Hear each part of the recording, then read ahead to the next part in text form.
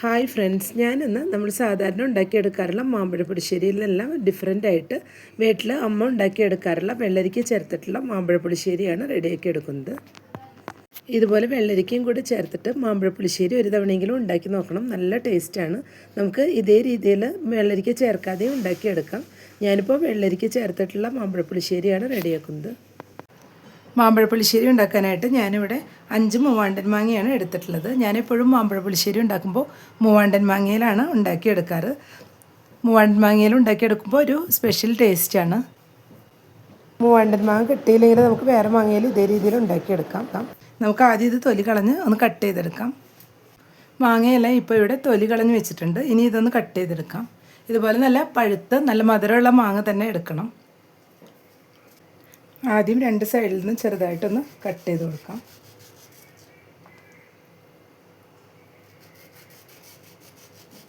തിന്നായിട്ടൊന്ന് cut ചെയ്ത് കൊടുത്താൽ മതിയാവും. സൈഡിലും ഇതുപോലെ ഒന്ന് തിന്നായി കട്ട് ചെയ്ത് കൊടുക്കാം.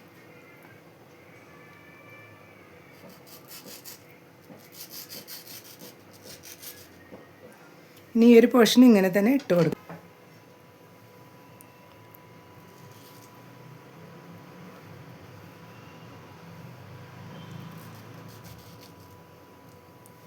ഇതുപോലെ എല്ലാം വാങ്ങി നമുക്കൊന്ന് കട്ട് ചെയ്തെടുക്കാം.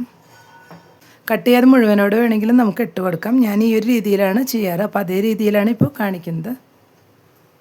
മാങ്ങയെല്ലാം ഇപ്പോൾ ഈ രീതിയിലൊന്ന് കട്ട് ചെയ്തെടുത്തിട്ടുണ്ട്. ഇതിലേക്ക് ഞാനിവിടെ ഒരു ചെറിയ പീസ് വെള്ളരിക്ക കൂടെ എടുത്തിട്ടുണ്ട്. ഇതും സ്ക്വയർ ഷേപ്പിലൊന്ന് കട്ട് ചെയ്തെടുക്കാം. വെള്ളരിക്ക ഇപ്പോൾ സ്ക്വയർ ഷേപ്പിലൊന്ന് കട്ട് ചെയ്ത് വെച്ചിട്ടുണ്ട്. ഇനി നമുക്ക് മാങ്ങയും വെള്ളരിക്കയും എല്ലാം കൂടെ ഒന്ന് കുക്ക് ചെയ്തെടുക്കാം. ഞാൻ കുക്കറിലാണ് ഇതെല്ലാം വേവിച്ചെടുക്കുന്നത്. അപ്പോൾ പിന്നെ നമുക്ക് പെട്ടെന്ന് തന്നെ ഇതൊന്ന് കുക്കായി കിട്ടും.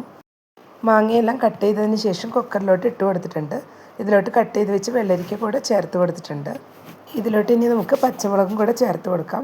ഞാൻ ചെറുതാക്കി ചോപ്പ് ചെയ്ത് വെച്ച് പച്ചമുളക് ഒരു 5 എണ്ണമാണ് ചേർത്ത് കൊടുക്കുന്നത്. നമുക്ക് പച്ചമുളക് വേണമെങ്കിൽ തേങ്ങയിൽ അരച്ചിട്ടും ചേർത്ത് കൊടുക്കാം. ഞാനിപ്പോൾ ഇത് കുക്ക് ചെയ്തെടുക്കുന്ന സമയത്താണ് ചേർത്ത് കൊടുക്കുന്നത്. പച്ചമുളകെല്ലാം ചേർത്ത് കൊടുക്കുമ്പോൾ നമുക്ക് എരിവിനനുസരിച്ച് കൂട്ടിയും കുറച്ച് എടുക്കാം. ഇതിലോട്ട് കുറച്ച് വേപ്പില കൂടെ ചേർത്ത് കൊടുക്കാം. 1 ടീസ്പൂൺ പെപ്പർ പൗഡർ ചേർത്ത് കൊടുക്കുന്നുണ്ട്. 1 ടീസ്പൂൺ മഞ്ഞൾപ്പൊടി കൂടെ ചേർത്ത് കൊടുക്കാം. 1 ടീസ്പൂൺ മുളക് പൊടി കൂടെ ചേർത്ത് കൊടുക്കുന്നുണ്ട്. മുളക് പൊടി ഇതുപോലെ കുറച്ചൊന്ന് ചേർത്ത് കൊടുക്കുമ്പോൾ നമുക്ക് മാമ്പഴ പുളിശ്ശേരിക്കൊരു നല്ലൊരു കളർ കിട്ടും.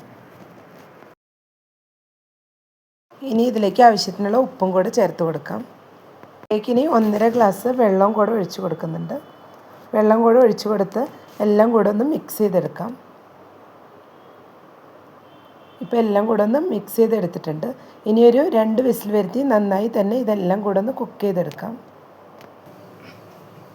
ഇനി ഇതിലേക്കുള്ള തേങ്ങയൊന്ന് അരച്ചെടുക്കാം. അതിനായിട്ട് ഞാനിപ്പോൾ ഇവിടെ 1 കപ്പ് തേങ്ങയാണ് എടുത്തിട്ടുള്ളത്. ഇതിലോട്ട് 3 ചുവന്നുള്ളി ചേർത്ത് കൊടുക്കുന്നുണ്ട്. 1/4 ടീസ്പൂൺ നല്ല ജീരകം, ചെറിയ ജീരകമാണ് ചേർത്ത് കൊടുക്കുന്നത്. ജീരകം കൂടിപ്പോയാൽ ഫ്ലേവർ തന്നെ മാറിപ്പോവും. ജീരകത്തിൻ്റെ മാത്രം ഫ്ലേവറാണ് മുന്നിൽ നിൽക്കുക. അതുകൊണ്ട് ഞാനിപ്പോൾ 1/4 ടീസ്പൂൺ ജീരകമാണ് ചേർത്ത് കൊടുത്തിട്ടുള്ളത്. ഇതെല്ലാം കൂടി നന്നായി തന്നെ ഒന്ന് അരച്ചെടുക്കാം. ഞാനിത് തൈരിലാണ് അരച്ചെടുക്കുന്നത്. 1 കപ്പ് തൈരെടുത്ത് ഇതിലോട്ട് അത് ഒഴിച്ചിട്ടാണ് അരച്ചെടുക്കുന്നത്. തേങ്ങയിൽ തൈരും കൂടെ ചേർത്തിട്ടാണ് ഞാനിപ്പോൾ അരച്ചെടുക്കുന്നത്. തേങ്ങയിൽ തൈര് ചേർത്ത് അരച്ച് കൊടുക്കുമ്പോൾ നമുക്ക് നല്ല രീതിയിൽ പിരിഞ്ഞു പോകാതെ കിട്ടും.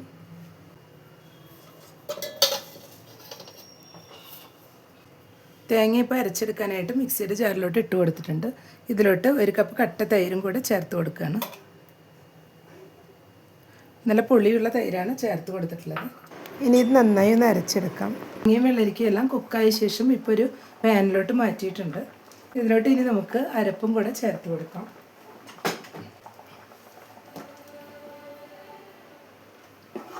ഇപ്പോൾ എല്ലാം കൂടെ ഒന്ന് മിക്സ് ചെയ്ത് കൊടുത്തിട്ടുണ്ട്. ഇനി ഇതെല്ലാം കൂടി നന്നായി തന്നെ ഒന്ന് ബോയിലായി വരണം. തൈരും തേങ്ങയും കൂടെ ഒരുമിച്ച് അരച്ച് കൊടുത്തുകൊണ്ട് ഒട്ടും തന്നെ പിരിഞ്ഞു പോകാതെ നമുക്കിത് ബോയിലായി കിട്ടും. ഇതിലോട്ട് ഈ സമയം അല്പം ഉപ്പും കൂടെ ചേർത്ത് കൊടുക്കുന്നുണ്ട്. അരപ്പിലോട്ടും തൈരിലോട്ടും എല്ലാം പിടിക്കാനുള്ള ഉപ്പ് ചേർത്ത് കൊടുക്കാം. ഒന്നുകൂടെ നന്നായി ഒന്ന് തിളപ്പിച്ചെടുക്കാം. വീഡിയോ കണ്ടുകൊണ്ടിരിക്കുമ്പോൾ ഇഷ്ടപ്പെടുകയാണെങ്കിൽ ലൈക്ക് ചെയ്യാനും ഷെയർ ചെയ്യാനും സബ്സ്ക്രൈബ് ചെയ്യാത്തവർ സബ്സ്ക്രൈബ് ചെയ്തൊന്ന് സപ്പോർട്ട് ചെയ്യാനും മറക്കരുത്. കൂടെ തന്നെ ബെല്ലൈക്കൺ ഒന്ന് പ്രസ് ചെയ്ത ശേഷം അതിലുള്ള ഓൾ എന്നുള്ള ഓപ്ഷനും കൂടെ ഒന്ന് എനേബിൾ ചെയ്ത് കൊടുക്കണേ. അപ്പോഴാണ് ഞാനിടുന്ന പുതിയ വീഡിയോസെല്ലാം നോട്ടിഫിക്കേഷൻസ് ആയിട്ട് എല്ലാവർക്കും കറക്റ്റായിട്ട് ലഭിക്കുന്നത്. ഇപ്പോൾ കറി നന്നായി തന്നെ തിളച്ച് വന്നിട്ടുണ്ട്, ഒട്ടും തന്നെ പിരിഞ്ഞു പോകാതെ കിട്ടിയിട്ടുണ്ട്. ഇതിലോട്ട് ഞാനിപ്പോൾ 1 ടീസ്പൂൺ പഞ്ചസാര കൂടെ ചേർത്ത് കൊടുക്കുന്നുണ്ട്. മാങ്ങ നല്ല മധുരമുള്ളതാണെങ്കിൽ നമുക്ക് വേണമെങ്കിൽ ചേർത്ത് കൊടുത്താൽ മതിയാവും. കുറച്ച് പഞ്ചസാരയും കൂടി ചേർത്ത് കൊടുക്കുമ്പോൾ തൈരിൻ്റെ പുളിയും ഉപ്പും മധുരവും എല്ലാം കൂടി നല്ലൊരു ടേസ്റ്റാണ്. ഇതിൽ ശർക്കര ഒട്ടും തന്നെ ചേർത്ത് കൊടുക്കരുത്, അപ്പോൾ വേറൊരു ടേസ്റ്റാണ് കിട്ടുന്നത്. പഞ്ചസാരയും കൂടി മിക്സ് ചെയ്ത് ഇതുപോലെ ഒന്ന് റെഡിയാക്കി എടുക്കുമ്പോൾ നല്ലൊരു ടേസ്റ്റാണ്. ഇനി നമുക്കിതൊന്ന് താളിച്ചെടുക്കാം. കറി താളിക്കാനായിട്ട് ഇപ്പോൾ ഒരു പാൻ വെച്ച് 2 ടേബിൾ സ്പൂൺ വെളിച്ചെണ്ണ ഒഴിച്ച് കൊടുത്തിട്ടുണ്ട്. ഇതിലോട്ട് 1 ടേബിൾ സ്പൂൺ കടുക് ഇട്ട് കൊടുക്കാം. 1/2 ടീസ്പൂൺ ഉലുവ ഇട്ട് കൊടുക്കാം.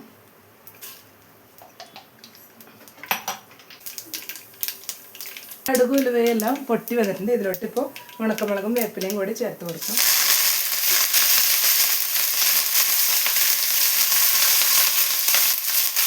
നാല് പിരിയൻമുളക് കട്ട് ചെയ്ത് ചേർത്ത് കൊടുക്കുന്നതാണ്.